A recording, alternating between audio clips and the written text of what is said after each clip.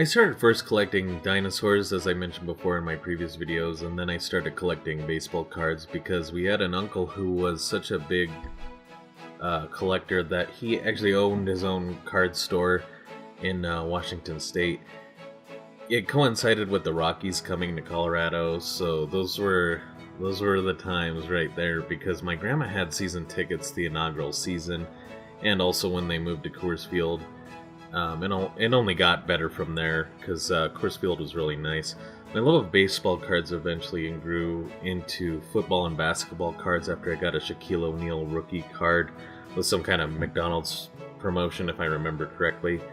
In 5th grade, my friends turned me on to Marvel Comics. Collecting comics was hard for me. I lived in a very small town in Colorado.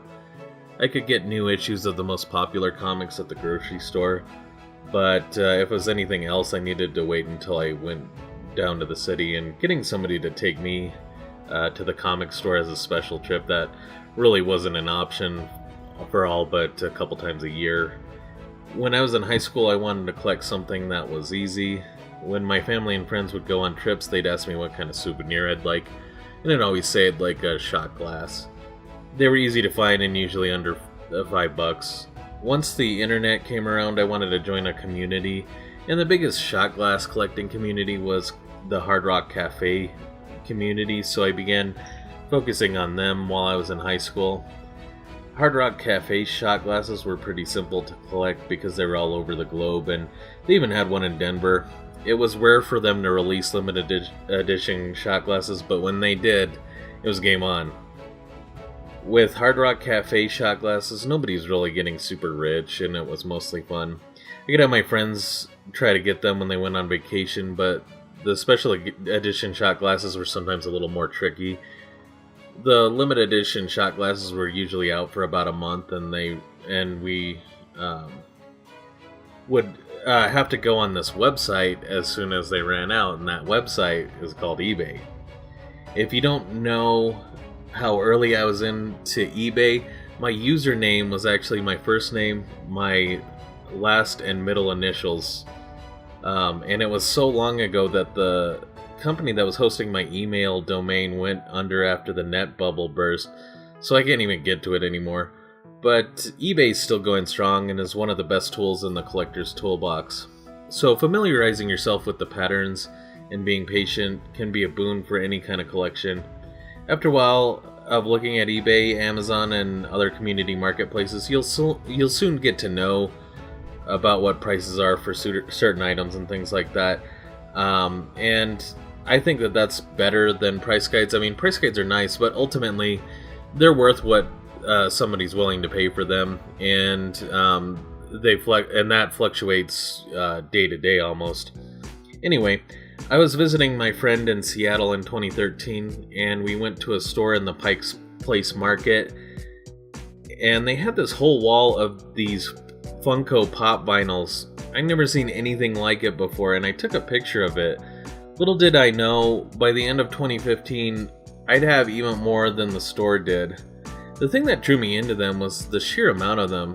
It's like they were wired into my brain or something. Most of the time, when a company makes merchandise, they make it to promote something else. Like, for example, when Avengers was coming out, all that gets made is Captain America, Iron Man, Hulk, and Hawkeye, and then they go on to the next thing. Funko Pops weren't like that. They had the Genie from Aladdin, Cruella de Vil, Dark Phoenix, Silver Surfer. These were all characters that were fan favorites and mostly had no movies or shows currently going. They were designed by fans for fans, and it wasn't just what they wanted to sell us.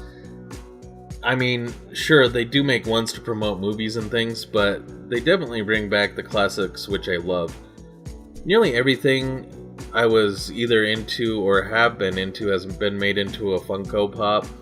Sometimes they have a little contest to ask which pop you want to see next, and I swear I usually never have an answer for them. Pretty much everyone I want or ever have wanted has already been made.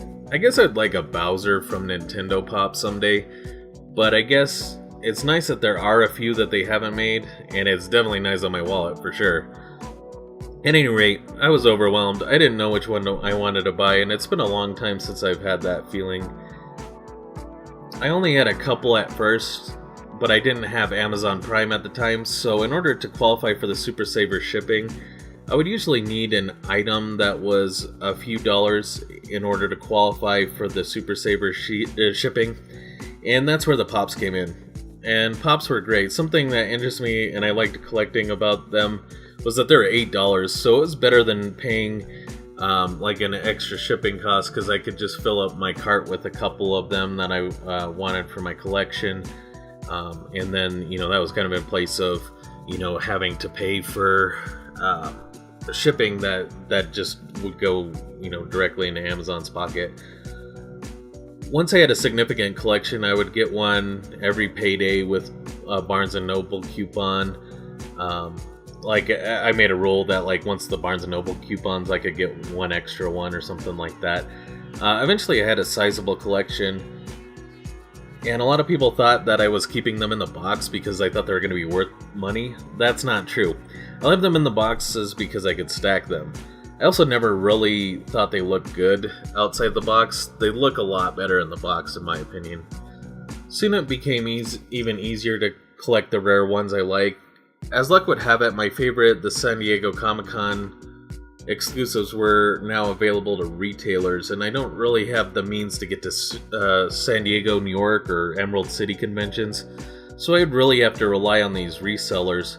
Shortly after 2014, they started to up the production of their exclusives, and I also noticed the quality control was a lot better, and the cardboard that they used in their packaging.